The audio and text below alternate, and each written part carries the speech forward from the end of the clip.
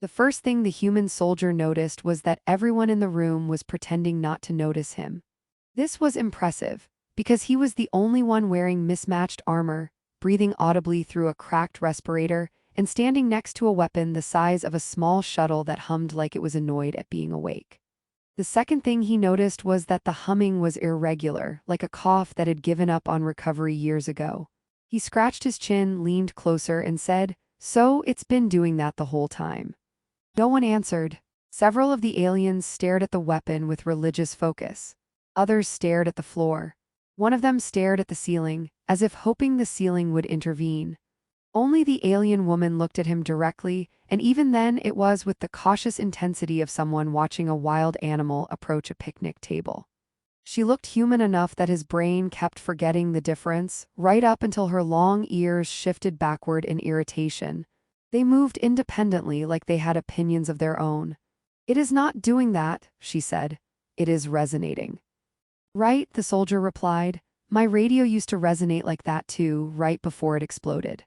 Several aliens gasped. Someone muttered something that sounded ceremonial. The alien woman closed her eyes for a brief moment, as if praying for patience or perhaps for lightning to strike him. When she opened them, her ears were rigid, pointing slightly outward, a posture he instinctively associated with someone bracing for bad news. "You were brought here," she said slowly, "because you are a soldier." "True," he said, "but I also fix things badly quickly, usually under fire." "This weapon is older than our recorded history," she said. "It has not responded to our engineers, our scholars, or our rituals." He nodded thoughtfully. "Have you tried hitting it?" The silence that followed felt thick enough to chew. One of the aliens made a choking sound. The alien woman's ears twitched sharply, and she stared at him as if trying to determine whether humans evolved naturally or were the result of a cosmic prank. "I was joking," he added. "Mostly." She stepped closer to the weapon, placing a hand against its surface. The material rippled faintly under her touch, reacting to her presence but not obeying it. "This is not a machine in the human sense," she said. "It listens, it judges." "Great," he said. "I hate being judged by objects. My boots already do that." Despite herself, one of her ears flicked upward. She caught it and forced her expression back into severity. "For years, we have attempted to awaken it. Without it, our defenses are incomplete." "Against what?" he asked. She hesitated just long enough for him to notice. "Everything that has learned we are vulnerable." He looked back at the weapon. Up close, it was less divine artifact and more complicated mess. Layers overlapped in ways that made sense only if you stopped thinking in straight lines.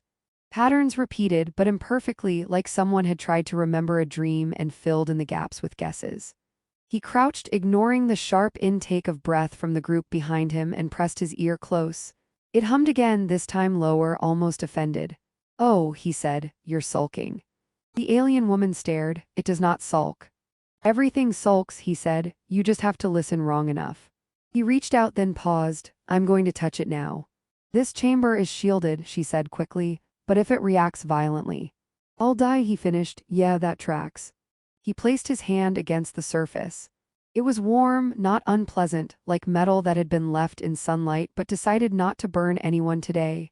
The hum shifted, stuttering, then stabilizing into a rhythm that made his teeth itch. "That's new," someone whispered. He pulled his hand back. The hum faltered. He put it back. The hum returned. He grinned. "Okay, so it's needy." The alien woman took an involuntary step closer. "What did you do?" "Nothing," he said. "I just stopped overthinking it." She frowned. "That is not an answer." "Welcome to humanity." He moved along the weapon, tracing seams that weren't seams, panels that pretended not to be panels. "You've been trying to understand what it is," he said. "I'm just trying to figure out what it wants." "It wants to protect us," she said. "Maybe," he replied. "Or maybe it wants to be turned on properly." Her ears angled forward. "Explain." He tapped a section gently. The weapon responded with a brief flare of light, then dimmed, like it was embarrassed by the attention. "You're treating it like a god," he said. "I'm treating it like a colleague that's been ignored for a few centuries." "That is disrespectful." "Yeah," he said, "but effective." She studied him now, really studied him, not as a liability but as an anomaly. "You show no fear." "Oh, I'm terrified," he said cheerfully. "I just learned a long time ago that fear makes machines nervous." That earned him a sound from her that might have been a laugh, quickly suppressed. Her ears betrayed her again, flicking outward before she forced them still. As he worked, the chamber changed.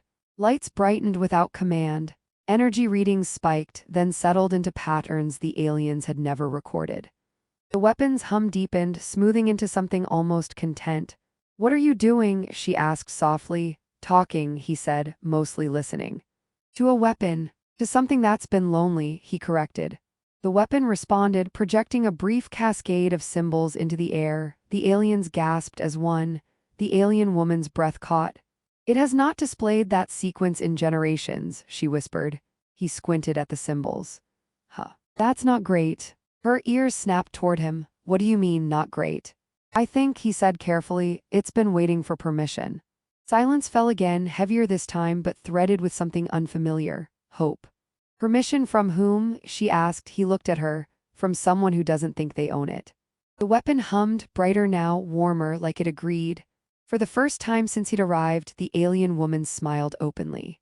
It was small, cautious, but real, and her ears lifted without restraint. "Human," she said, "what is your name?" He wiped his hands on his armor. "It's not important." She tilted her head. "It appears to be." He sighed. "Fine. It's important sometimes." As the weapon continued to wake, ancient systems stirring under unfamiliar hands, the tension in the chamber eased, replaced by something dangerously fragile: trust.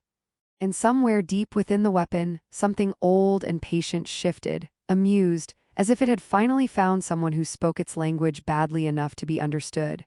When the weapon fully quieted, the silence that followed was different from the earlier ones. It no longer felt ceremonial or offended. It felt expectant. The human soldier became aware of this several seconds before anyone else, mostly because the hairs on his arms decided to stand up like they were attending a very formal event. "Well," he said, straightening his back, "that's either a good sign or the start of a very educational explosion." No one laughed. A few moments later, someone laughed anyway, surprised by their own sound.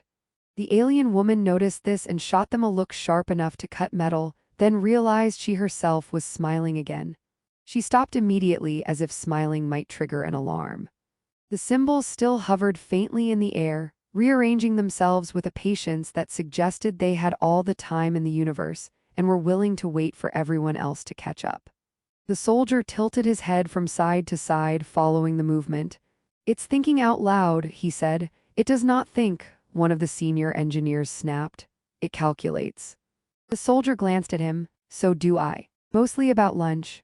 The engineer opened his mouth, then closed it, apparently unsure how to respond to that. The alien woman stepped forward. "The sequence you activated," she said, keeping her voice controlled, "is associated with command authorization."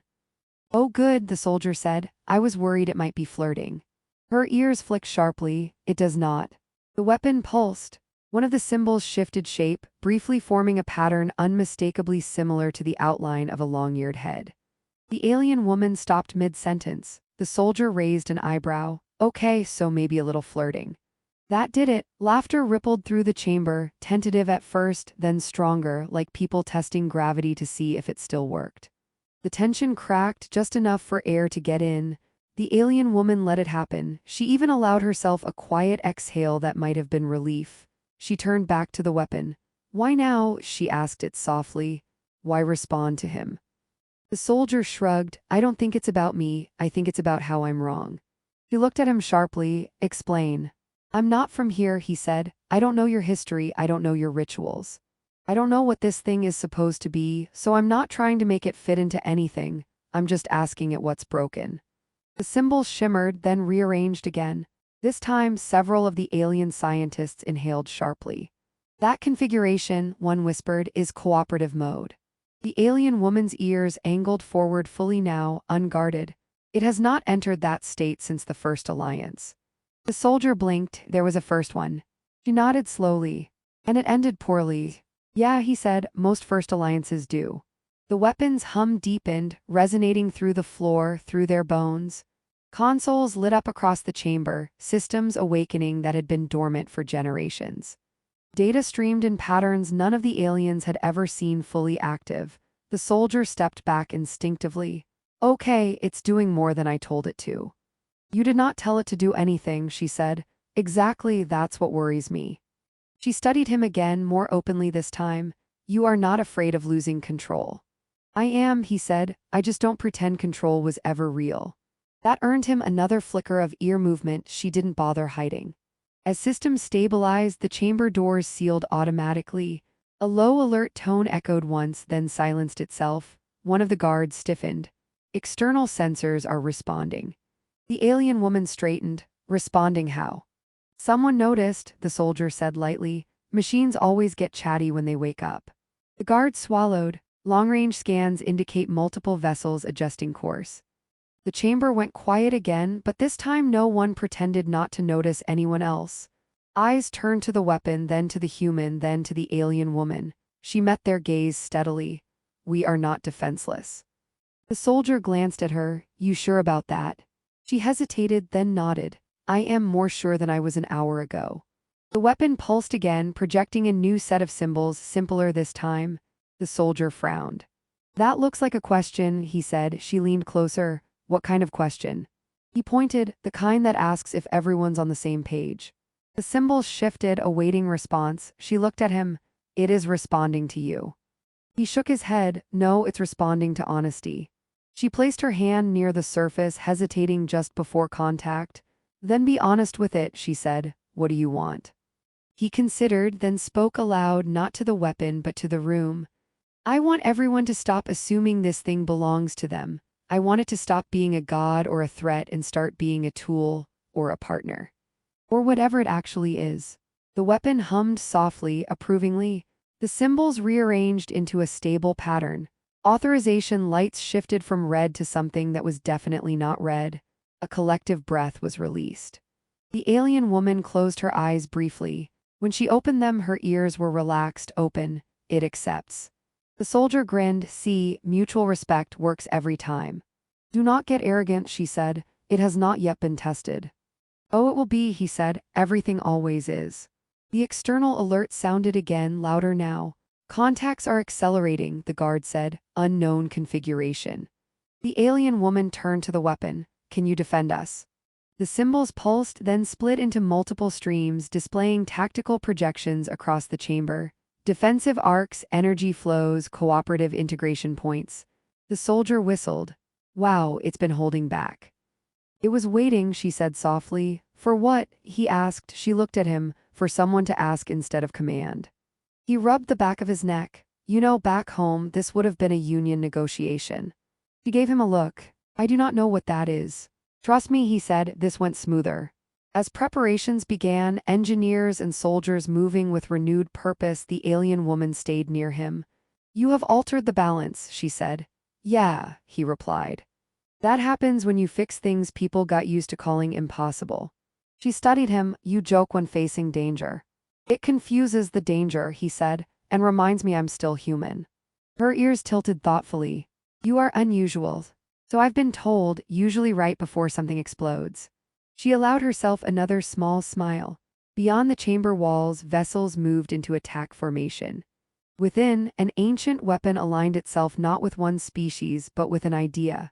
And for the first time in generations, survival felt less like destiny and more like a shared decision. The weapon finished aligning itself with a sound like a deep breath finally let go. The chamber lights dimmed, then steadied, as if the room itself had decided to stop panicking. Outside the sealed walls, the approaching vessels continued their advance, slow and confident in the way predators are when they believe the outcome has already been decided. The human soldier watched the projections rearrange themselves again, arcs tightening, probabilities narrowing. You know, he said, back where I'm from, when something ancient and powerful wakes up right before a fight, it's usually followed by dramatic speeches. The alien woman glanced at him. Are you about to give one? No, he said quickly. I was hoping you wouldn't. Her ears lifted slightly. Good, speeches rarely improve survival odds. That's the nicest thing anyone's ever said about my leadership style. The weapon pulsed, and the projections shifted from defensive geometry into something more conversational. Lines connected ships not by threat vectors but by shared fields, overlapping systems, cooperative resonance. Several engineers froze mid-motion. It's not just preparing to fire, one whispered. It's preparing to link. The alien woman stepped closer, understanding dawning in her eyes. You're not planning to fight them alone, she said to the weapon. You're planning to make it impossible for them to fight us. The weapon hummed in agreement. The soldier scratched his head. So instead of blowing them up, we're going to confuse them. She tilted her head. You make that sound inferior. Hey, he said, confusion has got me out of more battles than bullets ever did. The external sensors flared. The first hostile vessel crossed into effective range. Weapons charged on both sides, energy signatures spiking like raised voices in an argument that had waited too long to happen. The alien woman placed her hand against the weapon again, this time without hesitation. We are ready, she said. The soldier hesitated, then placed his hand beside hers. No pressure, he muttered. Just the fate of multiple civilizations. The weapon responded immediately. Space itself seemed to hesitate. Instead of a blast, a wave spread outward, not destructive but intrusive, slipping into enemy systems like an unwanted thought. The hostile ships stuttered, their formations breaking as internal communications tangled. Power rerouted unpredictably. Weapons powered down, not broken but uncertain of their own purpose. On the bridge of the nearest vessel, confusion erupted. They're not attacking, a guard said incredulously. They are, the soldier replied, just politely. The alien woman watched the projections, her ears slowly lifting as understanding deepened. It is offering integration. The weapon pulsed again, stronger now, and a message unfolded across every display, simple enough to be unmistakable. Cooperate or remain alone. The hostile fleet faltered. Some ships withdrew, unwilling to risk systems they didn't fully understand. Others hesitated too long, caught in the resonance field, their aggressive protocols unraveled and rewritten into neutrality. Silence spread outward, replacing the expectation of destruction with something far more destabilizing. Choice. The soldier exhaled. It worked. The alien woman looked at him, something profound and unsettled in her expression. You did not fix a weapon, she said quietly. You reminded it why it was built. He shrugged. I hate wasted potential. As the last hostile ship turned away, the chamber filled with a sound the soldier hadn't expected to hear at all.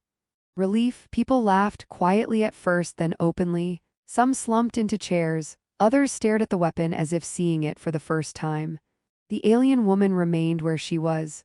Our people believed survival required dominance, she said. You showed us it requires understanding. He met her gaze. You were already halfway there, you just needed permission. She studied him, then gave a short, incredulous sound. You gave an ancient superweapon emotional validation.